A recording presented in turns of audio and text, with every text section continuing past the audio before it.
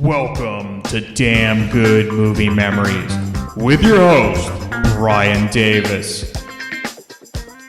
This podcast is the cure for your long commute and super boring workday. Hey there, it's Brian Davis, and for this week's episode, we're going to cover the movie With Six, You Get Eggroll from 1968. The studio was Cinema Center Films. Now, this was CBS TV's first produced feature film. This company lasted until 1972. The release date, August 7th, 1968, with a running time of 95 minutes, and it was rated G. Roger Ebert at the time gave it 2.5 out of 4 stars. Here's his review.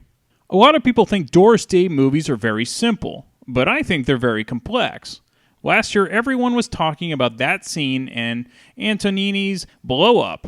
Remember where David Hemming shot the photo and you couldn't tell if there was a murder or not? Scenes of almost equal complexity are abound in With Six, You Get Eggroll. They're mostly concerned with Doris Day's virtue. Does she or doesn't she? One night, Brian Keith comes over and they sip champagne in front of the fire, turn on the hi-fi, dance, cuddle, smile, fall in love. And then Doris Day opens her front door and Brian Keith walks out into the pouring rain, which has filled up his convertible. Doris Day lets Brian Keith stand there in the rain for a long time, but finally she walks out into the rain and takes his hand, and there's a fade out. Did she invite him to come back into the house, or didn't she? The next scene is ambiguous. It may or not have been the morning after. Well, I say it is, but Doris Day fans will say it isn't. A lot is at stake here. If my interpretation is correct, With Six, You Get Eggroll represents the first Doris Day movie in which she spends a night with a man who isn't her husband, not counting the movie Where Were You When the Lights Went Out, in which she and the guy were drugged with sleeping pills. Otherwise, With Six, You Get Eggroll is a pleasant enough comedy. Some good moments, some dull ones, more or less routine. All of this was done before, better, in Yours, Mine, and Ours, a delightful comedy with Lucille Ball and Henry Fonda. Eggroll would probably seem funnier if it didn't suffer by comparison. Brian Keith is, if anything, better than Henry Fonda. He has a quiet, dry wit. But Lucille Ball is an incomparably better comedian than Doris Day. Lucy has more of a cutting edge, a more sharply defined personality. Doris tends to fade away in muted pastels and smiles.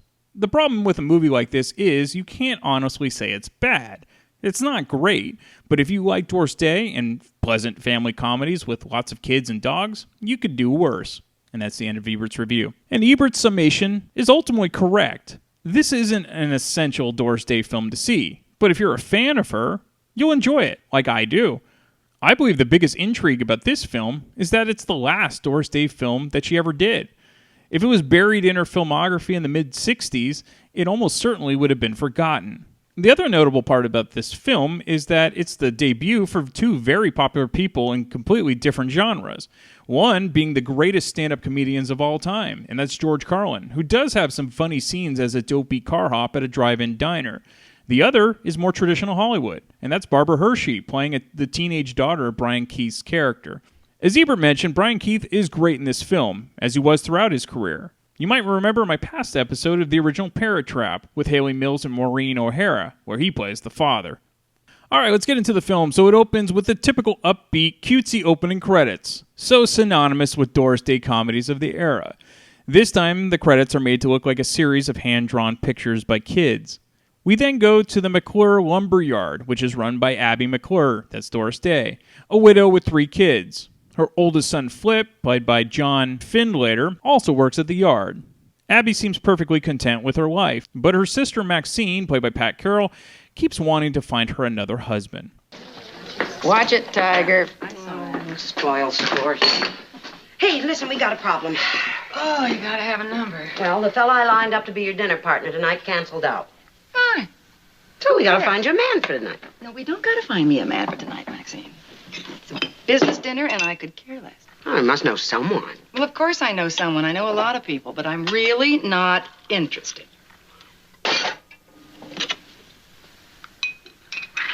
Maxine, when are you going to stop trying to find me a husband? As soon as you give me some of that whatever. Ow! Oh, come on, just because I'm dieting.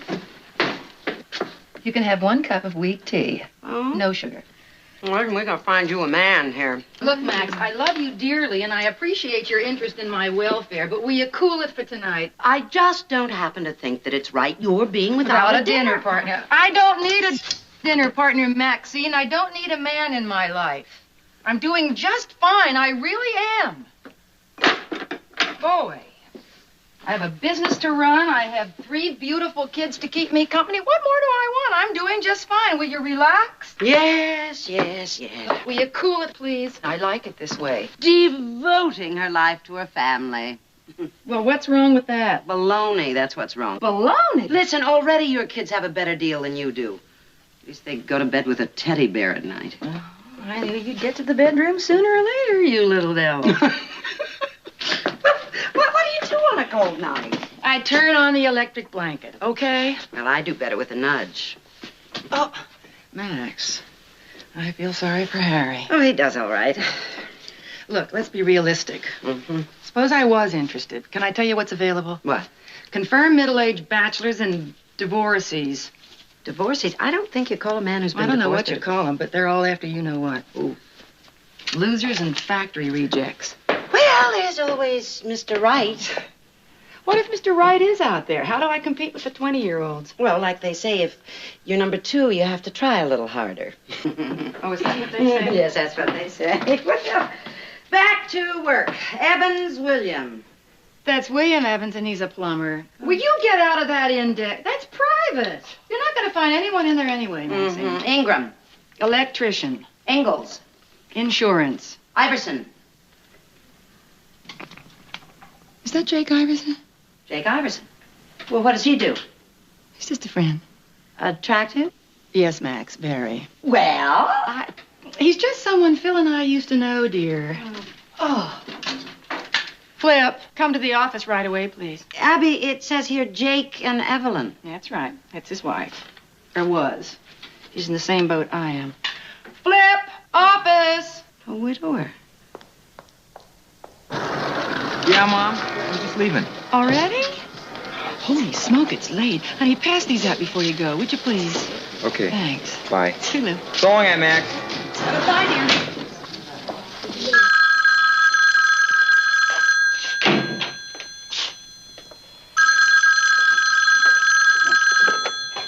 Yeah. Mr. Iverson, just a moment, please. Mrs. McClure calling. You've got to be kidding. I'm not kidding at all. Come sit down and talk to this nice man. Come on, talk to him. I can't ask him. I haven't seen him in years. You just ask the man to dinner. Miss McClure, Oh, Mrs. McClure will talk to you later. I don't even know what to say. Hello. Hello? Jake? What'd you say it was? This is, Abby McClure. Jake. Oh, how are you? Oh, I'm fine, thank you. How are you? Fine. And how's your little girl? Lacey? Stacy. Stacy. It's close. She's fine. How's your, The boys. I have 3 boys. They're fine, thank you. He doesn't even know who I am. Just ask him.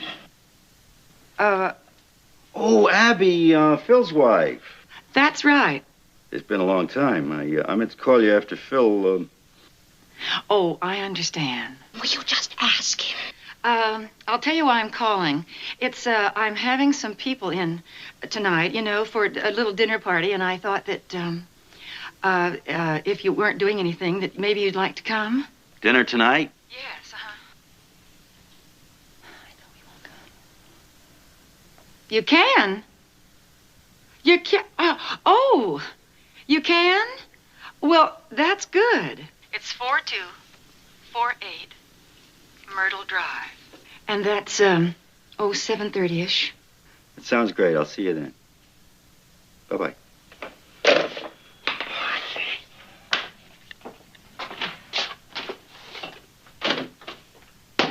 You can't tell me you aren't bored seeing just one pair of shoes under your bed. Oh, Max, is that all you ever think about? Sex? Yes. So Jake, that's Brian Keith, was happy to have the dinner invite from Abby as he was just starting to what would have been yet another frozen dinner as his nightly meal. However, it's not like Jake is hunting for potential female suitors, as his attractive next-door neighbor Cleo, played by Elaine Dervey, has made it clear she's available at any time for Jake. The problem is, she's married, and Jake isn't interested in the headache or other potential body aches. Abby arrives home and has help from her maid Molly, played by Alice Ghostly, but her 2 preteen sons have made a mess of the living room. Molly, did you mind? Oh, well, I'm glad to see you. Boy, I need help.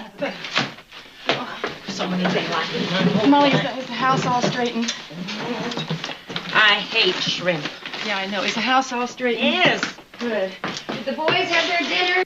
You know I'm not the type to complain, but on days like this, I get the feeling that I'm keeping 3 horses out of work. Where are they? The horses? The boys. Flip's in his room, and the other 2 are in there. Where? In there. In the living room? Yes. Oh, Molly! The living room, where do you expect? There are no other rooms here, except certainly not yet. What is going on in here? Oh, now you know we have company coming tonight, and look at this room. But you told me I could paint. That was 2 months ago when you had the mumps. I told you, Jason. Now, you're no better, Mitchell, but you should be. You're older. You just get off of this couch. I've been fat. And you get over here. Now, enough is enough. Now, you 2 just hop to it, and you get this place cleared up, and stop laughing at me. And put your retainers in your mouth and leave them in there. I don't want to see them out of your mouth again. Do you hear? I have had it. You. Clea. Clea! Yeah? Tell you to keep an eye. What? I said, didn't I tell you to keep an eye I out? can't hear you. If you turn that thing off, you might be able to hear what I am saying. Can you hear me now? Yes. All right. Did I ask you to keep an eye on Mitch and Jason I'm until sorry, I came Mom, home? but I gotta get ready. I got a date. So have I, dear. I have guests coming, or did you have to Yeah, forget but you about don't that? have to shave, and that takes time. Especially when you got a heavy beard like mine. To make matters worse, the large family dog decided that Abby's new wig she planned to wear for the party was a large gopher and ran around the house with it as a chew toy. Why Abby wanted to wear a wig is beyond me since her natural hair looks great, but maybe that was just of the time. Also, her 2 youngest boys, Jason and Mitchell, decided to play around in the bathtub and make a mess, which leads Abby to be running late with cold cream still on her face. And then her sister and brother-in-law Herb arrives with Jake. Now, Abby plays it off fairly well, but she's a bit frazzled, as you might imagine. Then the guests arrive at the party, and the party becomes a matchmaking event. Nice party, Abby.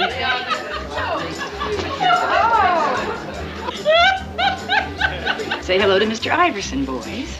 This is Jason and Mitchell. Hi, fellas. Hello. Hello. Well, you've met everybody here. Now it's time to go to bed. You're gonna marry Mommy.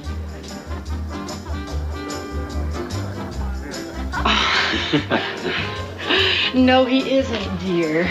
Come on. Boy, Aunt Maxine is sure gonna be disappointed.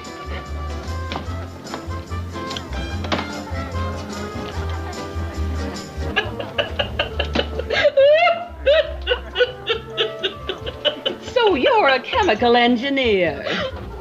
Yes, that's right. Where do you do your engineering? Pacific refineries, mostly. I just happen to know somebody you should meet. My cousin Dora. She just hasn't been able to find a man her intellectual equal. Have you tried the Yellow Pages? Single guys, you got it made. Airline stewardesses. And nurses. So you're Abby's fella, huh? You got me a great girl. Do you know what the worst thing that ever happened to mankind is? The pill. Helps me sleep nights, though. I declare everything is just delicious. That Abby is a wonder. You know, I just can't understand why some man hasn't just grabbed her up by now. You know, any man would be lucky to have her for his wife. And I know that there is nothing more in this world that she would desire than to have a loving husband all her own, to love her every night, give her a big hug, keep her cozy and warm, healthy, in the kind of woman.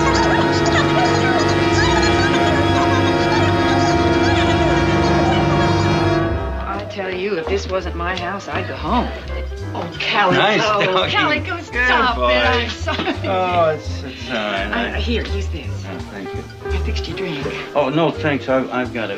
I better get going. I just got my coat. Oh, I'm sorry you have to leave so early. Well, so am I. But I got these customers coming in on the 11:30 plane. Always Macron, and I promised them I'd be there. Oh, I understand. Sure. Well, we'll have to get together sometime. That would be fun. Okay. Well, good night, Abby. Good night, Jake. Thanks again for inviting me. You're welcome. You have my napkin. Oh, I'm sorry. Good night. Bye.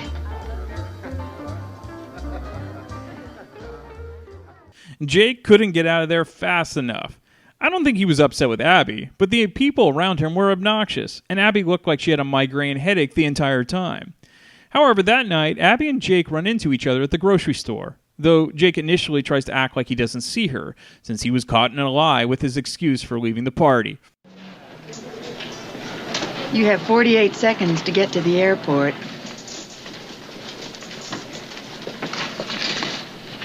You know what happened? I was just getting ready to leave the house. I was just going out the door, and the phone rang, and it was the people that I was going to pick up at the airport. You know, on the 11, I told you. And they called from Akron. They canceled because of... Well, anyway, I could have stayed longer, you know. I'm sorry. Oh. You didn't miss a thing, believe me. Night, Jake. Night.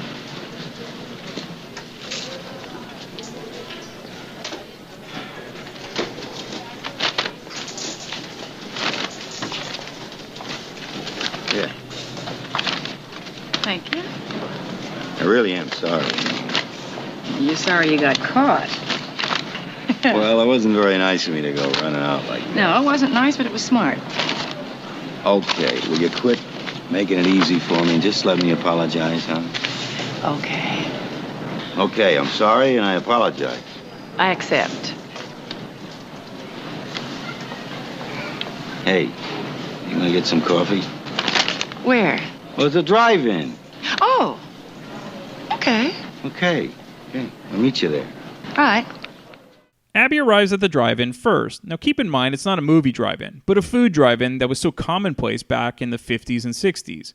Her car hop is named Herbie, played by none other than the great comedian George Carlin, again in his film debut. Hi, sweetie. Hi, Herbie. Well, we're just about to close, but for you, tell me what it is you like, and I'll see to it personally. Order anything you want, and I'll charge you for a donut.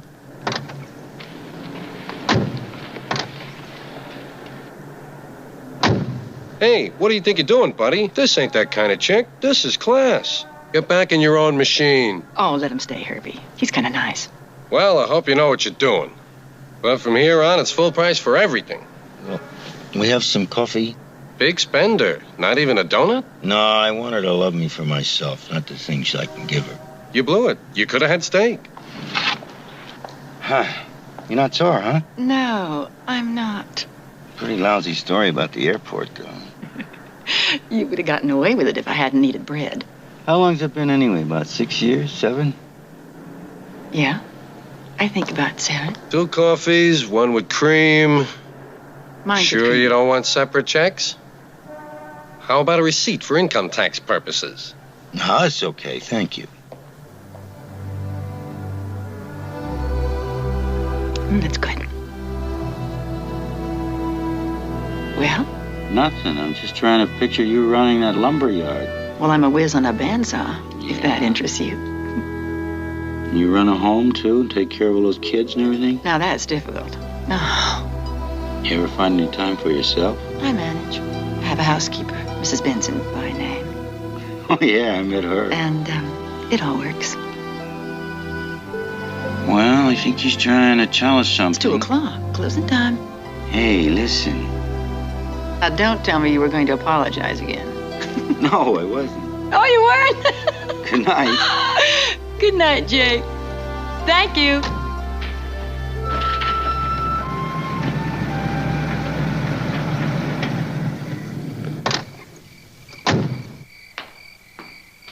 Who's it, Jake? Oh, hi. Hi. Well, I couldn't let you carry that heavy bag all by yourself. Thank you. It's nothing. Well, a while ago I couldn't wait to get out of here. Now you can't get rid of me, Listen, I want to see you again, okay? Do you? Okay. I'm available. All right. Tomorrow night too soon? No. I'll tell you what we'll do. We'll go get some spaghetti or something. I'll pick you up about 7. 7. 7:30? 6:30?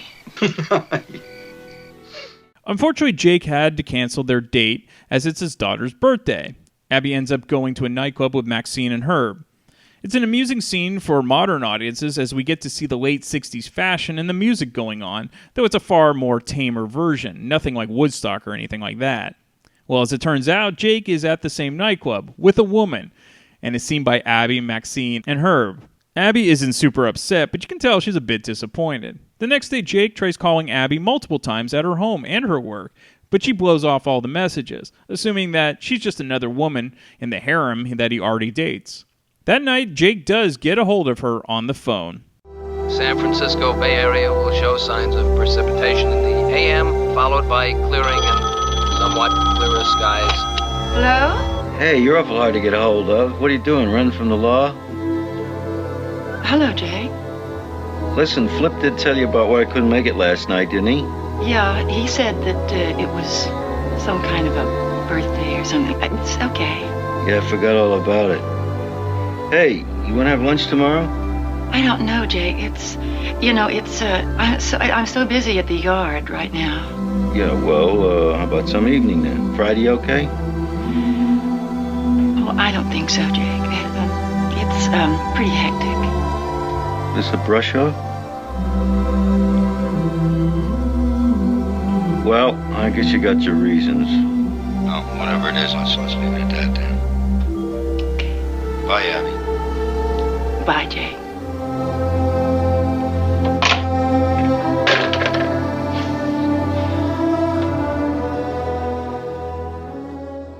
The next day is Flip's high school graduation, and Abby sees a young woman that looks very familiar.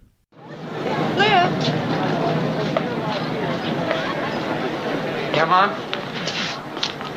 There's a girl standing out there. She's sort of facing us, and she has very long brown hair hanging kind of in front with bangs. Who is she? That's Stacy Iverson.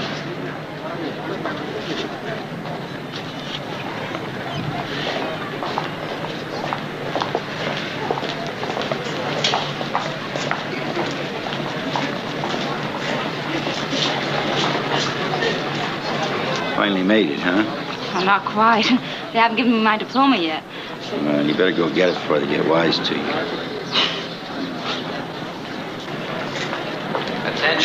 Attention, please. Yep, that woman that Abby saw with Jake at the nightclub was Jake's daughter Stacy, played by Barbara Hershey, again in her film debut. Abby is now embarrassed for her mistake and thinks that she's blown her chance with Jake. However, she gets a nice surprise at her doorstep that night. Hi. Jake. Listen, I don't know what happened with us, but I think we ought to talk it over. Okay? I brought this stuff along. We could talk it over. Come in. How are the kids? Fine. They're away for the weekend. How are you? Fine. Thank you. Gee, if I'd known it was going to be this easy, I'd have bought the domestic stuff. I'll get the glasses. No, yeah, I got glasses. There. Thought of everything, huh? Of course. Hey, Calico. How are you? Now, you're supposed to eat caviar with this stuff, but I like popcorn better. You like popcorn? Oh, I love it. You like So it, does too? he. Okay. Now then. Champagne Charlie. Last of the big spenders. Okay. Oh. Hey, you ever going to tell me why you're so mad at me? Nope. Oh!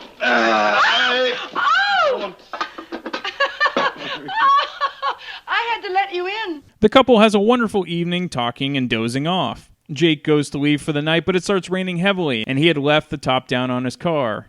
He stays the night at Abby's house, which leads to Abby and Jake dating exclusively.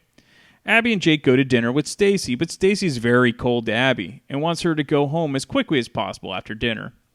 Oh, it feels good in here, huh? It's cold out.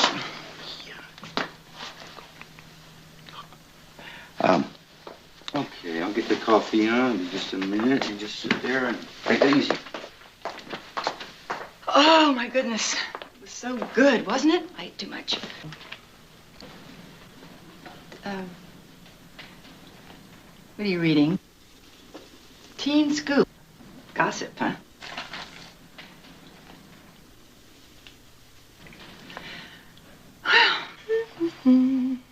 Oh, I like that picture of you, Stacy. That's darling. How old are you here? 3. It's darling. Pretty frame. Uh-huh. Daddy gave it to Mother for their anniversary. It's lovely. Oh, Ma, I wonder what time it is. Do you know? No, but I would think it's kind of late. Yeah, I think it is. Yeah. Oh, dear. Jake, Huh? I don't think I'll stay and have coffee. Why not? What's the matter? Oh, I have such a day tomorrow. well, it's still early. And, coffee. Night, Stacy. I'll see you soon, honey. Good night, Mrs. McClure. Here, I'll take you up. That's okay, Jake. I can manage. Huh? Thank you. Good night. You sure? Mm-hmm. Good night. How about some of that coffee? Okay. Oh, hey, I haven't got any cigarettes. I'll just get down the corner and get some. I'll turn that off in about 5 minutes. I'll be right back, honey. Back again, huh, sweetie? Hi, Herbie. Herbie Fleck's too good a thing to pass up. I figured you'd come around to your senses. 2 coffees, please. 2 coffees. I should have guessed Diamond Jim would be here. Diamond Jim, 2 coffees. Cigarettes? Yeah, I'm buying a lot of cigarettes lately. This is ridiculous. Hey, I'm sorry about that kid. I think we just leave her home next time. Oh, Jake, we just have to give her time, that's all. She'll get used to me. I think. Maybe. Hope. I did. Did you? Yeah, you're pretty nice.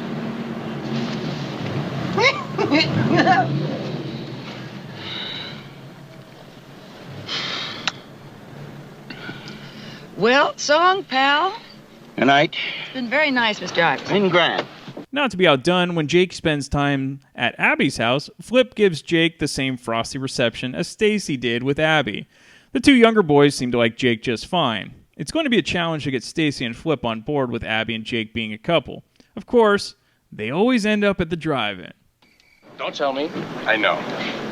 2 cups of coffee, right? Right.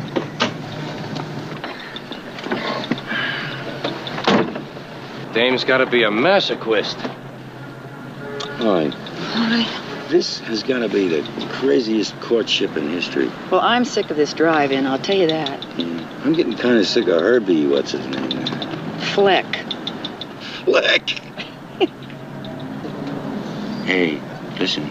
You want to go for a ride someplace? I always want to go for a ride someplace.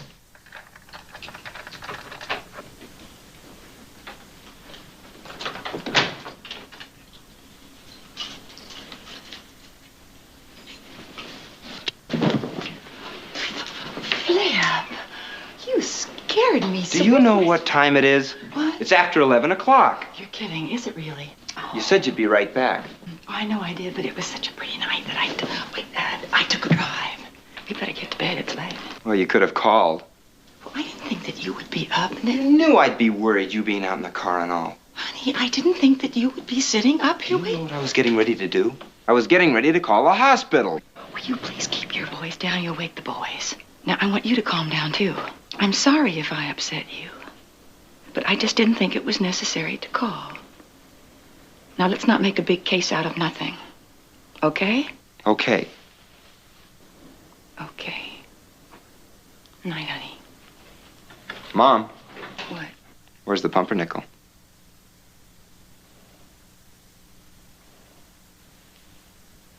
Let's shape up, huh, Mom?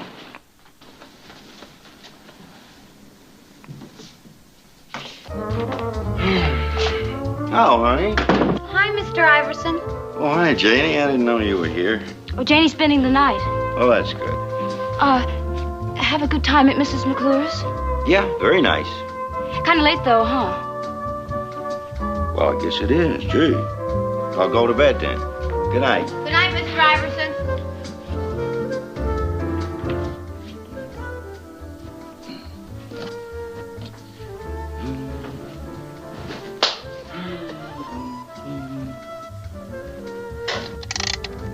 Are you having an affair with Mrs. McClure?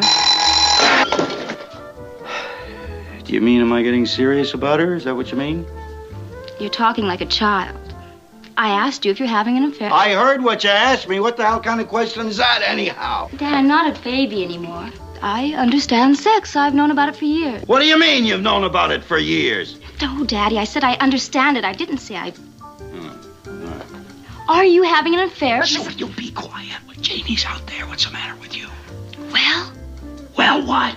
Don't you think you're a little old to be carrying on like this? Oh. You could get in trouble, you know. Hello? Hi. Hi. How's it over at your house? Very hostile. A little indignant around here. You know I forgot the pumpernickel. Yeah, Why didn't you remind me? because I forgot. Oh, I miss you. Yeah.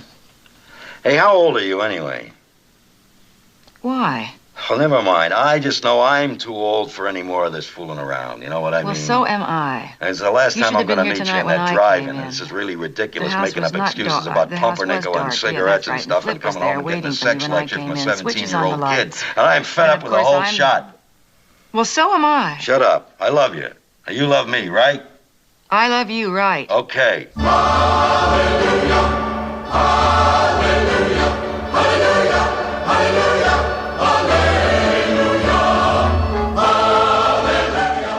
Ha! And just like that, we cut to a montage of Abby and Jake getting married in a quickie marriage. Well, the next morning, chaos ensues. There's a man in Mommy's bed! There's a man in Mommy's bed!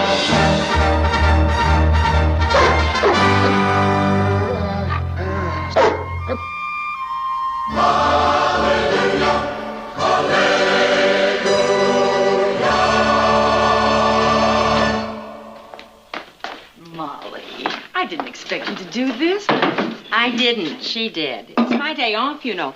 Of course, if I'd have known this was going to be your wedding day, I could have rearranged everything, but my plans are made. I'm Oh, that's terribly okay, sorry. Molly. That's all right. I Oh, know. well, thank you. Yeah. And congratulations Thank again. you. Oh, it's so romantic. I mean, eloping to Las Vegas and all that. Oh, I bet you were a beautiful bride. Oh, dear. I guess I'd better go before I get sloppy. Have a nice day, Molly. Thank you, Stacy. Thank you for fixing the table so pretty. That's and all serving right. breakfast and everything. What can I help? What can I do for you? Nothing. I've done everything.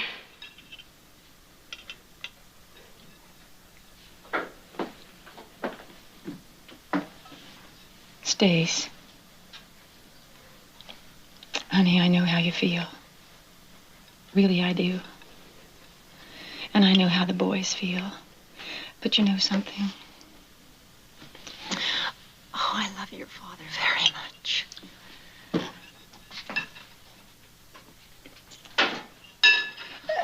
Please let me do that. No, it's okay. I know how Daddy likes it.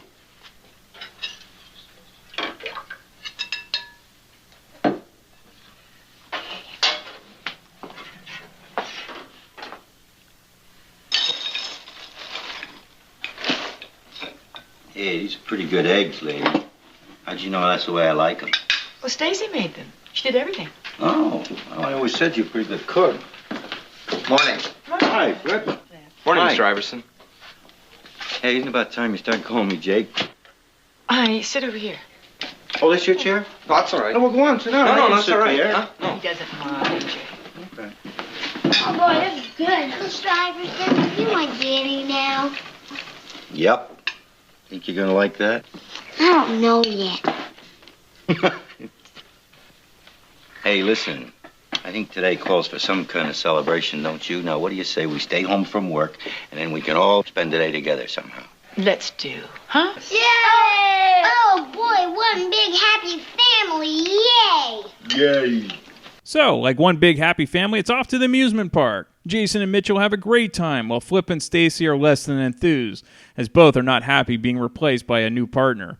In a funny scene with the bumper cars, Flip and Stacy do their best to ram the new parents as hard as they can. For dinner that night, we learned the meaning behind the title of the movie. Boy,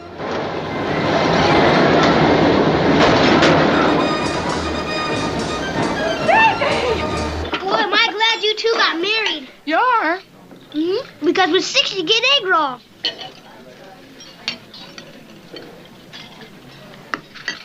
Are we going to be going home soon, Dad? Oh, yeah, we were just talking about that, honey. You know, our house is pretty small, and I think, seeing as how there's 6 of us now, we'd be a lot better off over at Abby's place. Wait, we're going to be living at her house? Oh, boy. Well, you can say that again. Oh, boy. What's the matter with that? Nothing's the matter with that. Only one tiny little thing, like there's no room for me. That's all. Say that again. Well, honey, wait a minute. This is just temporary, you know. We can fix up a couch or something for tonight. Oh, great. Excuse me, please. Oh, Jake. She's absolutely right. She shouldn't have to give up her bedroom. What do you got in mind? Well, why don't we all go to your house? Honey, there's only 2 bedrooms in my house. Now, that wouldn't be fair to the boys. Where are they going to sleep, on the floor? You don't have to worry about the boys. They adjust. Ha! Famous last words. No surprise, it's a disaster at Jake's smaller place.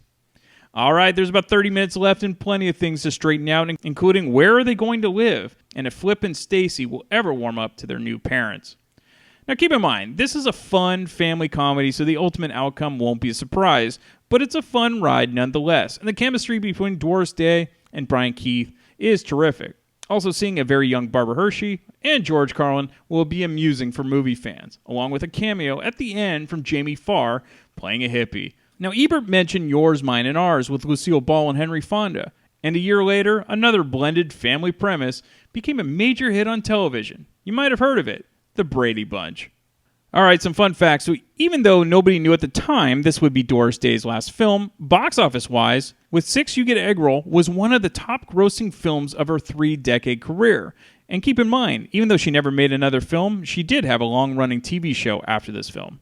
So the final scenes of this film featured Doris Day teary-eyed, wearing a housecoat and slippers. When her husband of 17 years, Martin Melcher, died suddenly just after production was completed, gossip magazines at the time used stills of Doris Day from this movie, looking distraught and out of sorts. And they did this to accompany their articles about Melcher's death. All right, we have a special guest, and that is Lindsay, who has never seen this film before. Most people probably haven't that are our age. So let's get a fresh take of this film from her, and then I'll be back next week to talk about yet another random movie from my DVD collection. Okay, we're back with Lindsay. Welcome back. Hey, Brian. Hey, everyone. Thanks for having me again. Okay, so I always give you options, and so this was the second movie out of how many I gave to you that you chose, and you wanted to see Doris Day, and we saw with 6 You Get Eggroll, which is her final performance as an actress, movie actress. She did still have the Doris Day show, but film-wise, this was her last film. I think you picked this one because you liked the Brady Bunch premise of this, and actually this probably led up to what eventually became the Brady Bunch. This and Yours, Ours, or something. There was Yours, Mine, and Ours. You know it. There you go. We'll watch that at some point. Anyway, so did the film live up to your expectations as a fun family comedy? Yeah, I mean, it's campy, but I thought it was fun. This one is so cool because that late 1960s look, I think this was 1968, it's in color. It looks every bit of fabulous 60s-ness before we lost the part of the 60s that wasn't straight up hippie stuff, but was more kind of like traditional 60s, like what I picture my mom kind of enjoyed when she was a late teen. And I love that time period. I feel like my grandparents' house in particular had kind of shellacked itself around 1963, 4, 5, somewhere in there. And I loved that place. It was one of my happy places growing up. Absolutely adored it.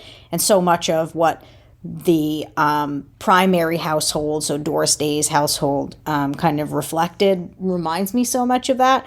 I loved the look of the sets.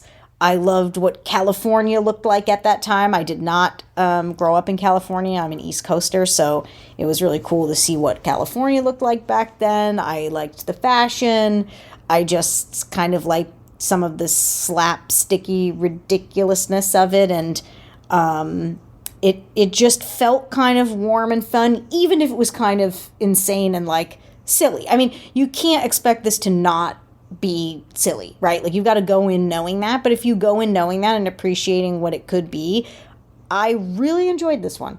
Well, you mentioned the hippies, so they do kind of not make light of it, but they bring them in, but in a very campy sort of way. It's not meant to be serious. It's the what you would expect, like a sitcom take of hippies back then. So how did you feel? I mean, it's mostly towards the end, but there were some scenes like in the beginning when she's at the nightclub where you kind of have that 60s era vibe. Well, the dancing is funny, and some of the go-go boots are kind of funny, but it doesn't remind me of, you know, Woodstock. Yeah, it doesn't feel like that at all. It's still got the vibe of what it was about the 1960s that I, in my head, and from, you know, memories of seeing things from childhood or being kind of enveloped in, like, my grandparents' like stock version of that era, right? It still reminded me of the warmest version possible of what it was like back then. So I really appreciate it. I love so many of Doris Day's fashions. I thought it was hilarious when, you know, her sister's really kind of a funny lady. Yeah. And there's times where, you know, her sister is encouraging her, oh, no, you're having this dinner party. Like, you can't wear this white suit. You need to wear this, like, sexy red dress. You need to wear... And, I mean, I admit, I love the red dress, but I looked at it and I was like, oh, my God. That's like being covered from, like, neck to ankle. But yet they considered that, like, a sexy dress that was like, ooh, that's the scandalous one to wear to the dinner party. I'm like, oh my God, the only skin I see is on her face and her feet. But yet, I don't know, it was kind of charming in that way. And yet I loved the fashion. She had a lot of really great date night outfits she was wearing when she was kind of dating her new man to be, right? Like how he came into her life, and she was just sort of running her business before that, but now all of a sudden she's going out and dressing up, and I'm like, I love the outfits, but they're not, like, revealing in any way. I think you like Doris Day and a lot of the actresses. She was very well put together in every scene, even though she was a mom, and you were trying to figure out how old was she, and we figured out she was about 46 or 47 at the time. So, yeah. Kind of shocking, though, because when I think of how old I am and I look at her, I'm like, oh my God. But you don't have kids. No, I don't. And she had 3 and a big dog, and oof, must have taken its toll, because it looked like a lot of work. She loved animals in real life, Doris Day, so that's probably why you saw animals a lot in her films. So there was 2 people in particular that I think you got a kick out of that I clued you in on before we watched. One was Barbara Hershey in one of her very early roles. So you get to see her, because you probably only remember her in Beaches. Oh, yeah, I only knew her as an adult, right? And then the other, for me, is George Carlin.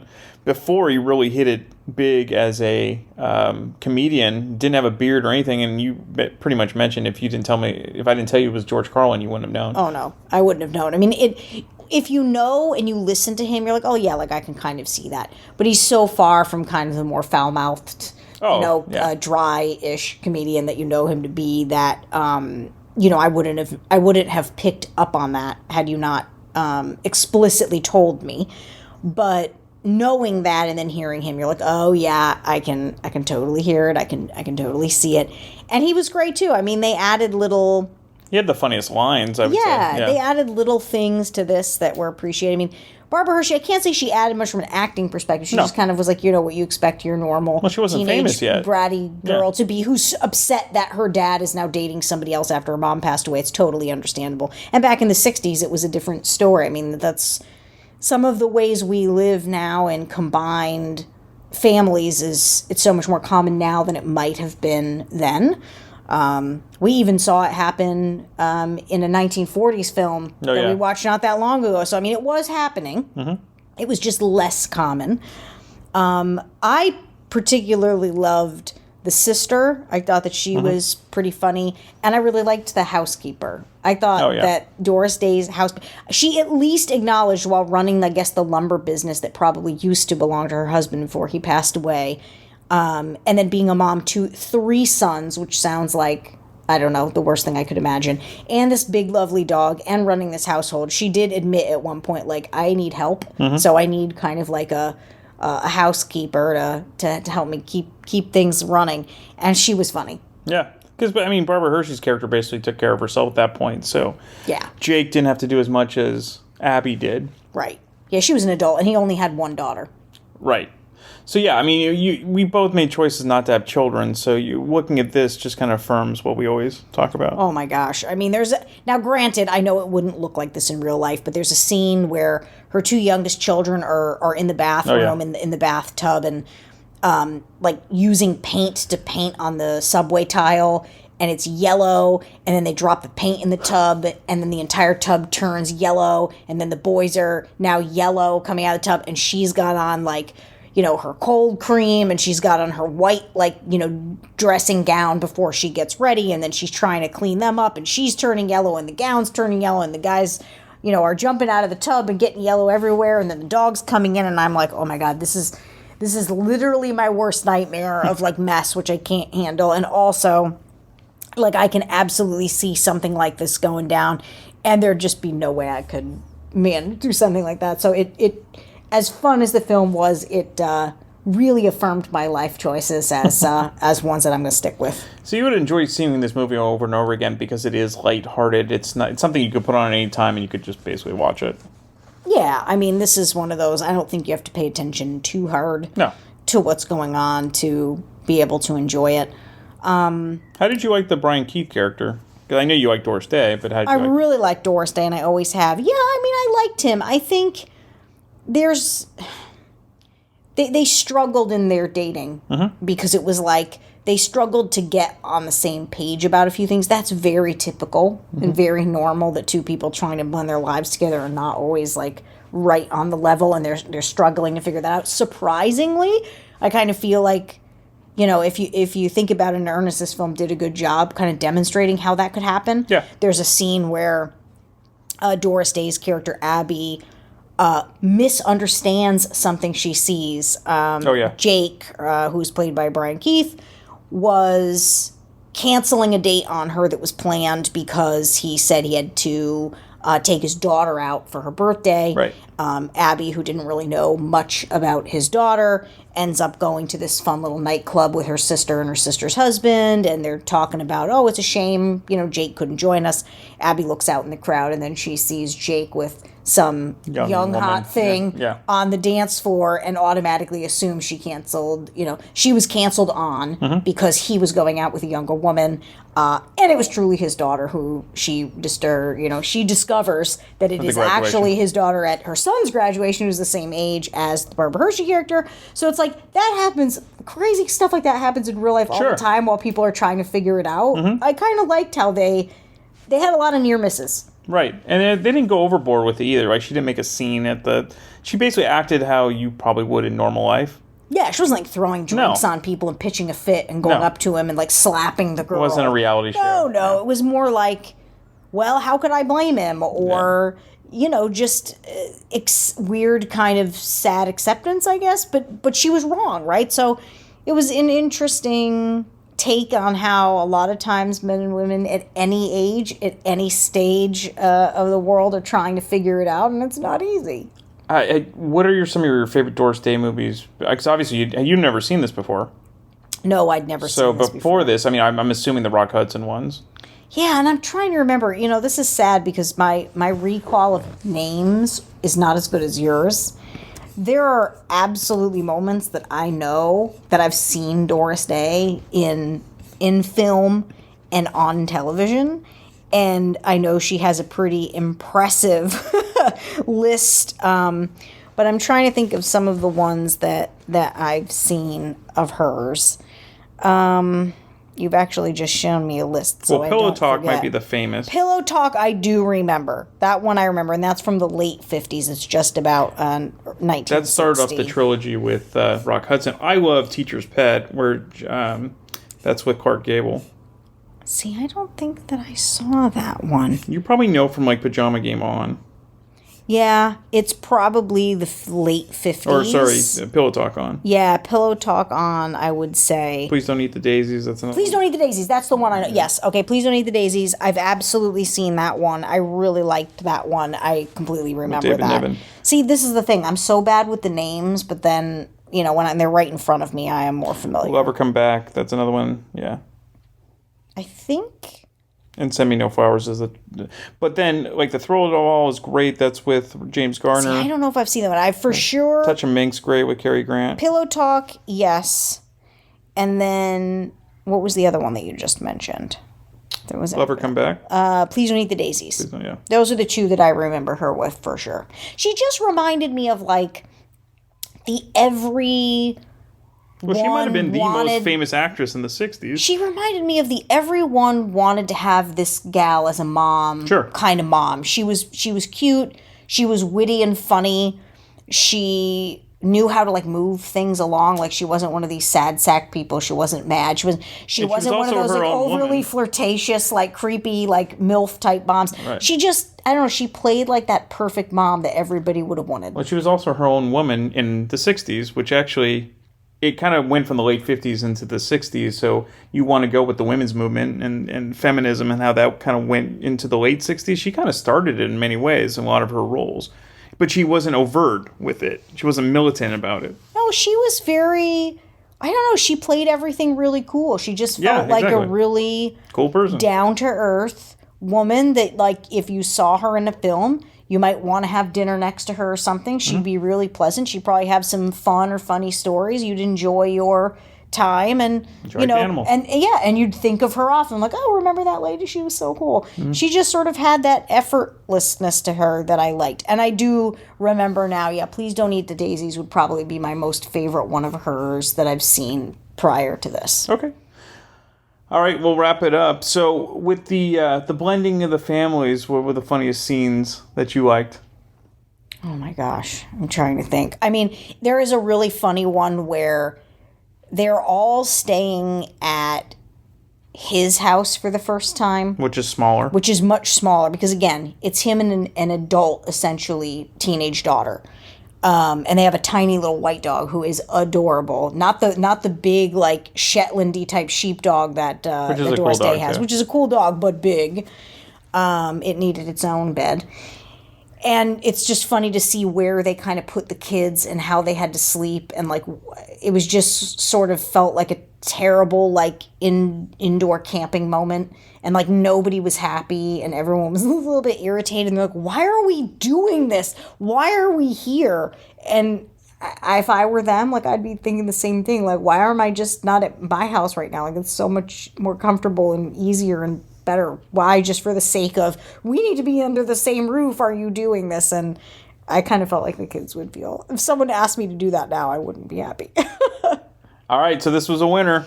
I think so. And you should go back and watch all the Doris Day movies now. I think I will. I just enjoy her, just her essence. Like, I think she feels happy and lighthearted in a world now that just seems a bit heavy.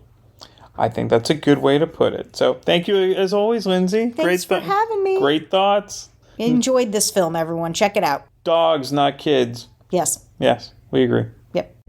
If you enjoy this podcast and are an iTunes user, please do the show a favor and head on over to the official iTunes page for Damn Good Movie Memories. Be sure to leave a rating and a review. This will allow the show to appear higher in the algorithm and spread the joy of this podcast to the masses.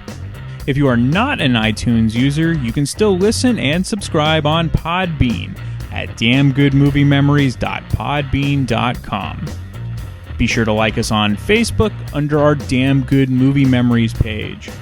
You can also listen to a limited number of episodes on YouTube. I hope you enjoyed this week's episode, and be sure to tune in next week for an all-new episode of Damn Good Movie Memories.